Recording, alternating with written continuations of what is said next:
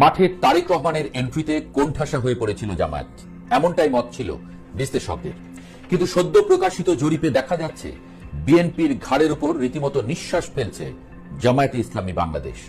অবস্থা এমন যে অনেকে এক কাঠি এগিয়ে বলেই দিচ্ছেন জামায়াতের আমিরের প্রধানমন্ত্রী হওয়া এক প্রকার নিশ্চিত, শুধু 13 ফেব্রুয়ারি শপথের অপেক্ষা। জরিপ বলছে ভোটের মাঠে আর একচ্ছত্র আধিপত্য নেই বিএনপির। এতদিন ধরে যারা ভাবছিলেন নির্বাচন মানেই বিএনপির ওয়াকওভার, তাদের কপালে চিন্তার ভাঁজ ফেলে দিয়েছে international institute of law and diplomacy বা IILDর সদ্য প্রকাশিত বোমা ফাটানো এক জরিপ।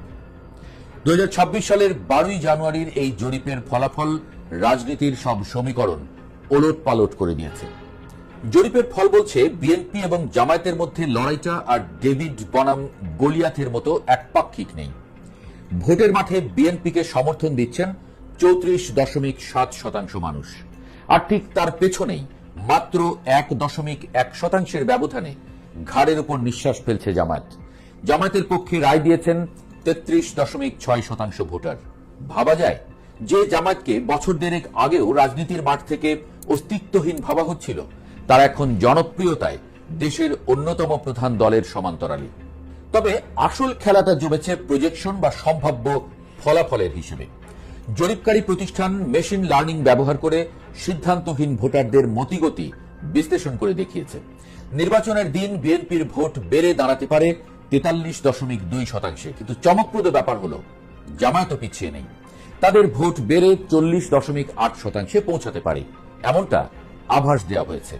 অর্থাৎ ব্যবধানটা এতই সামান্য যে ভোটের দিন পোলিং বুথে যে কোনো কিছুই ঘটে যেতে পারে। গেম চেঞ্জার কারা? এই নির্বাচনের ট্রাম্প কার্ড কিন্তু কোনো দল নয়, বরং সাইলেন্ট ভোটার বা সিদ্ধান্তহীন জনতা। জরিপ বলছে 17% ভোটার এখনো সিদ্ধান্ত নেননি তারা কাকে ভোট দেবেন। আরো মজার ব্যাপার হলো এই সিদ্ধান্তহীনদের মধ্যে 30.1% মানুষ কোন রাজনৈতিক দলকেই বিশ্বাস করেন না। 38.6% ভোটার তো কোনো মতামতই দিতে চাননি। বিশ্লেষকরা বলছেন নির্বাচনের শেষ মুহূর্তে এই বিশাল জনগোষ্ঠী যেদিকে ঝুঁকবে, ক্ষমতার পাল্লা সেদিকেই হেলে পড়বে। শফিকের তুরুপের তাস তরুণ ও উচ্চশিক্ষিত ভোটার সমাজ। কেন জামায়াতের এই উল্লম্ফন? জরিপের ডেমোগ্রাফিক বা জনমিতিগত বিশ্লেষণ দেখলে চোখ কপালে উঠবে। 18 থেকে 29 বছর বয়সী তরুণ ভোটারদের মধ্যে সবচেয়ে জনপ্রিয় দল এখন জামায়াত। শুধু তাই নয়, যারা স্নাতকোত্তর বা মাস্টার্স পাশ করেছেন তাদের মধ্যেও জামায়াতের গ্রহণযোগ্যতা সবচেয়ে বেশি 37.4%। যেখানে বিএনপি তার প্রশাসনিক অভিজ্ঞতা আর কৃষক শ্রমিক শ্রেণীর উপর ভর করে এগোচ্ছে, সেখানে জামায়াত ডিজিটাল মিডিয়া আর সোশ্যাল মিডিয়ায় ঝড় তুলে শিক্ষিত ও তরুণদের মন জয় করে নিচ্ছে। জামায়াতের সমর্থকরা বলছেন তারা দলটিকে সমর্থন করছেন মূলত সততার ভাবমূর্তি আর দুর্নীতিমুক্ত ইমেজের কল্যাণে। জুলাই বিপ্লবের ফসল এনসিপি। রাজনীতির মাঠে নতুন খেলোয়াড় জাতীয় নাগরিক পার্টি বা এনসিপির সমর্থনও বেড়েছে। জরিপে তারা 7.1% সমর্থন পেয়েছে। আপাত দৃষ্টিতে সংখ্যাটা ছোট মনে হলেও হাড্ডাহাড্ডি লড়াইয়ে এই 7% ভোট যে কোনো বড় দলের স্বপ্ন ভেঙে দিতে পারে। অনেকে এনসিপিকে সমর্থন করছেন শুধুমাত্র জুলাই বিপ্লবে তাদের ভূমিকার কারণে, অর্থাৎ বিপ্লবের আবেগ এখনো ভোটের বাক্সে একটা ফ্যাক্টর। তারেক রহমানের ক্যারিশমা বনাম শফিকের স্ট্র্যাটেজি। কিছুদিন আগেও রাজনৈতিক বোদ্ধারা বলছিলেন তারেক রহমানের দেশে ফেরা মানেই বিএনপির ল্যান্ডস্লাইড ভিক্টরি।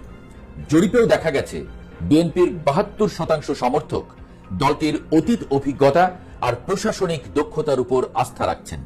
কিন্তু ডাক্তার শফিকুর রহমানের নেতৃত্বে জামায়াত যে সাইলেন্ট রিভলিউশন ঘটিয়ে ফেলেছে তা বিএনপি শিবিরের জন্য বড় এক ধাক্কা। বিশেষ করে তরুণ প্রজন্মের মধ্যে জামায়াতের এই জনপ্রিয়তা প্রমাণ করে তারা সনাতনী রাজনীতির বাইরে নতুন কিছু খুঁজছে। 13 ফেব্রুয়ারির শপথ, কার কপালে রাজটিকা? আগামী 12 ফেব্রুয়ারি ভোট, আর তারপর দিন 13 ফেব্রুয়ারি নতুন প্রধানমন্ত্রীর শপথ নেওয়ার কথা। জরিপের এই ফলাফল যদি বাস্তবে রূপ নেয় তবে একক সংখ্যাগরিষ্ঠতা পাওয়া যে কোনো দলের জন্যই কঠিন হয়ে পড়বে। সেক্ষেত্রে জোটের রাজনীতি বা কোয়ালিশন সরকার গঠনের সম্ভাবনা প্রবল, আর সেখানেই জামায়াত আমিরের কিং মেকার এমনকি কিং হয়ে ওঠার সম্ভাবনা উড়িয়ে দেয়া যাচ্ছে না। তো শেষ পর্যন্ত কে হাসবে বিজয়ের হাসি? অভিজ্ঞতায় পোড় খাওয়া বিএনপি, নাকি তারুণ্যের জোয়ারে ভেসে থাকা জামায়াত, নাকি সিদ্ধান্তহীন ভোটাররা শেষ মুহূর্তে পাশার দান উল্টে দেবে? উত্তর মিলবে 12 ফেব্রুয়ারির ব্যালট বাক্সে। তবে আসছে নির্বাচনটা যে বাংলাদেশের ইতিহাসের সবচেয়ে শ্বাসরুদ্ধকর পলিটিক্যাল থ্রিলার হতে যাচ্ছে, সেটা একদম নিশ্চিত।